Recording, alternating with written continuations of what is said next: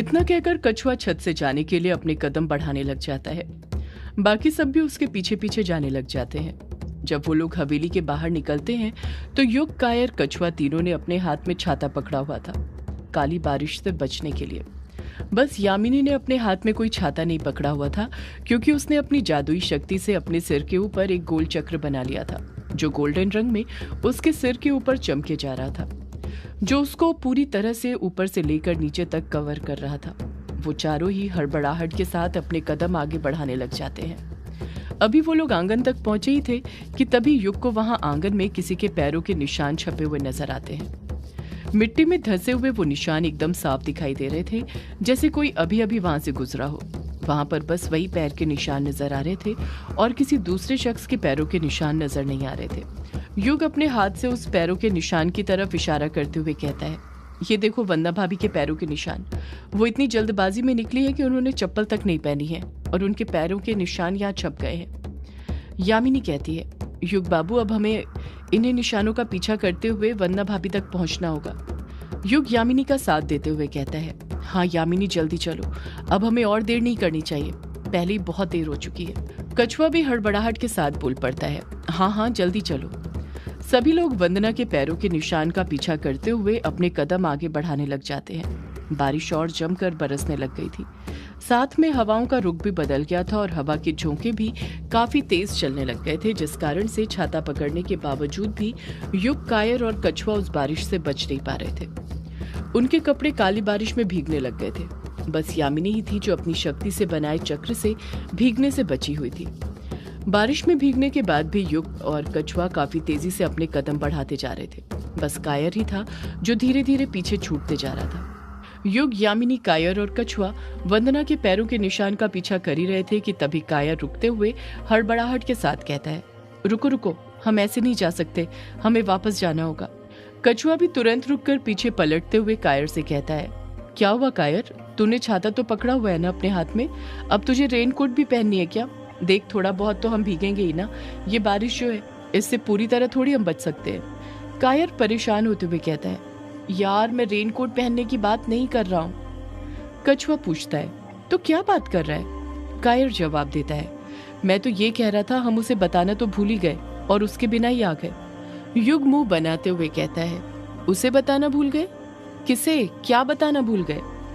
कायर झट से जवाब देता है, अभिमन्यु को। युग, हम उसे तो ये सब बताना भूल गए और उसके बिना ही आ गए। मुझे नहीं लगता हमें ऐसे आना चाहिए था, एक बार अभिमन्यु को बता देना चाहिए था, वो भी हमारे साथ चलता तो ठीक रहता।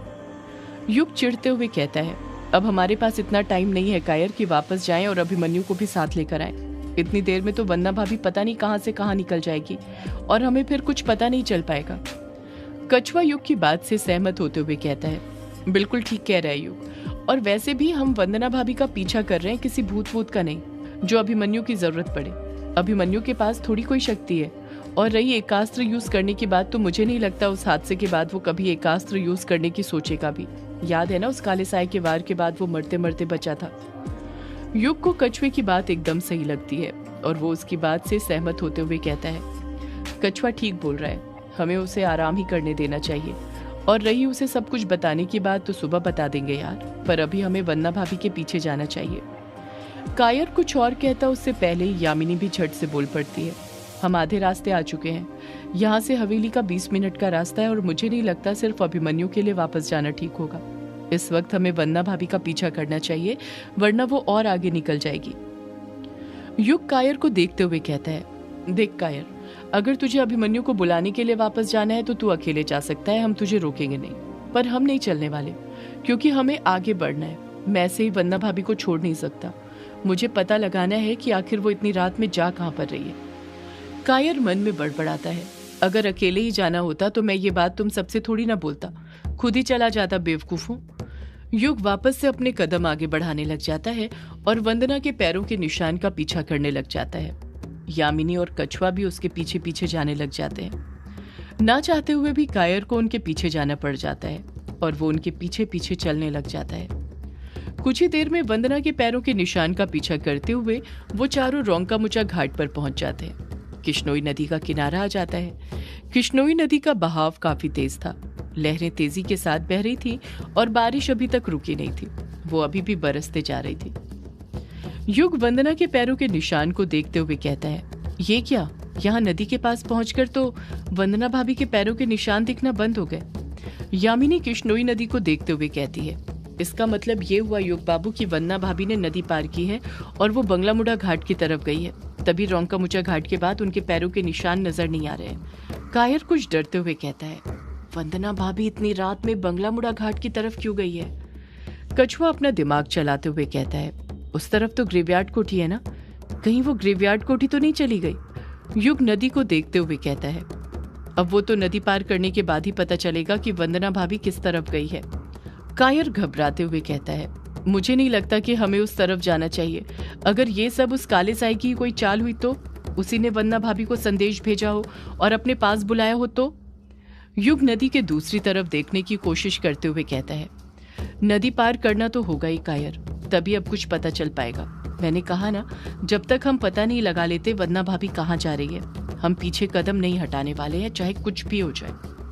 यामिनी युग के पक्ष में बोलने ही वाली थी कि तभी कछुआ युग का साथ देते हुए कहता है, बिल्कुल ठीक कहा युग ने, हमें उस तरफ जाना ही होगा।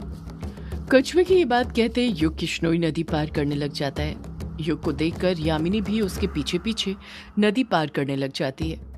उन दोनों को देखकर कछुआ और कायर भी नदी पार करने लग जाते हैं। जब वो लोग किश्नोई नदी के दूसरे किनारे की तरफ बंगलामुड़ा घाट पर पहुंचते हैं तो उन्हें फिर से वंदना के पैरों के निशान दिखाई देने लग जाते हैं। हर बार की तरह वहां पर भी बस वंदना के ही पैरों के निशान दिखाई दे रहे थे और किसी के पैरों के निशान नजर नहीं आ रहे थे। कछुआ हड़बड़ाहट के साथ कहता है, ये देखो वंदना भाभी के पैरों के निशान। यामिनी अपने आसपास देखते हुए कुछ सोचते हुए कहती है, पर ये निशान ग्रेवयार्ड कोठी की तरफ नहीं जा रहे हैं, ये पैरों के निशान तो कालाझाड़ी जंगल की तरफ जा रहे हैं। युग झट से कहता है, इसका मतलब ये हुआ कि वंदना भाभी ग्रेवयार्ड कोठी नहीं गई है बल्कि कालाझाड़ी जंगल गई है। कायर घबराते हुए फिर खुद से बोल पड़ता है, अब ये वंदना भाभी कालाझाड़ी जंगल के अंदर क्या करने गई है? आखिर इनके दिमाग में चल क्या रहा है? कोई कुछ जवाब नहीं देता है क्योंकि कायर के सवाल का जवाब वहां पर मौजूद किसी शख्स के पास नहीं था। उन चारों की आंखों के सामने कालाझाड़ी जंगल था जो पूरी तरह सूखकर काला पड़ चुका था। एक भी पेड़ की हरी पत्ती नहीं थी, सब पत्तियां काली बारिश के कारण काली पड़ गई थी।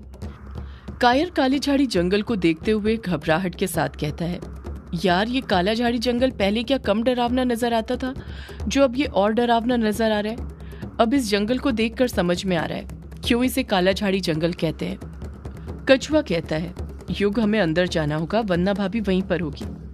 कायर हिचकिचाहट के साथ कहता है, पर मुझे नहीं लगता कि अंदर जाना सही होगा, दिख नहीं रहा ये कितना डरावना है, पता नहीं अंदर क्या चीज हमारा इंतजार कर रही होगी। युग जानता था कायर की बात का पलटकर जवाब देना वक्त की बर्बादी थी। कायर की बातों से वो समझ गया था कि कायर एक नंबर का डरपोक इंसान था, इसलिए युग बिना कुछ कहे अपने कदम धड़ाधड़ आगे बढ़ाता है और कालाझाड़ी जंगल के अंदर घुस जाता है। बाकी सब भी युग के पीछे पीछे कालाझाड़ी जंगल के अंदर घुस जाते हैं। अभी उन चारों ने कालाझाड़ी जंगल के अंदर 10-11 कदम ही आगे बढ़ाए थे कि तभी यामिनी को कालाझाड़ी जंगल के अंदर एक अजीब सी शक्ति का एहसास होने लग जाता है। एक ऐसी शक्ति का एहसास जो उसे आज से पहले कभी नहीं हुआ था। उस शक्ति के एहसास से वो कुछ पल के लिए अपनी सुध-बुध खो बैठती है और जहां पर थी वहीं पर रुक जाती है।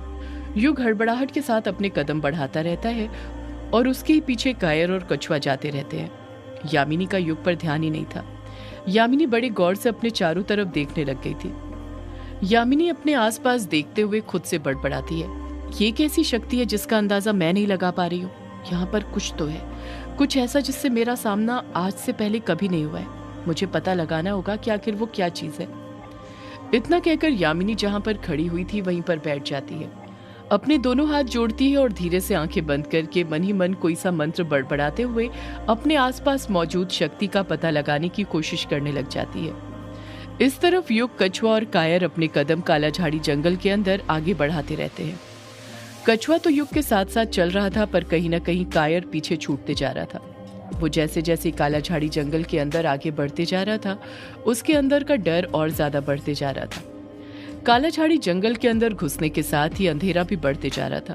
ऐसा लग रहा था जैसे वो किसी जंगल में नहीं बल्कि अंधेरी नगरी में अपने कदम आगे बढ़ाते जा रहा है। युग, कायर और कछुआ अपने कदम आगे बढ़ा ही रहे थे कि तभी युग चलते चलते रुक जाता है। युग के रुकते ही कछुआ तुरंत बोल पड़ता है। क्या हुआ युग, तू रुक क्यों गया? युग हिचकिचाते हुए कहता है, वो यार आगे। युग अपनी बात पूरी करता उससे पहले ही कछुआ झट से बोल पड़ता है, आगे क्या युग? युग कहता है, आगे वंदना भाभी के पैरों के निशान नजर नहीं आ रहे। कछुआ और कायर दोनों एक साथ हैरानी से कहते हैं, क्या?